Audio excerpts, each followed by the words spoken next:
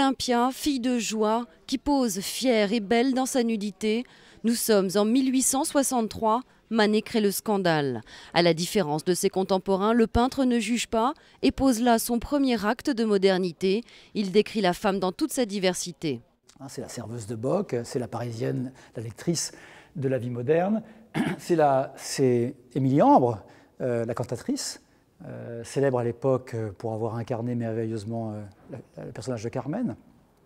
C'est la parisienne qui essaye un chapeau. Et ses accessoires de mode, les attitudes, Manet n'aura de cesse de les fixer sur ses toiles, comme un historien qui décrit son époque avec un pinceau.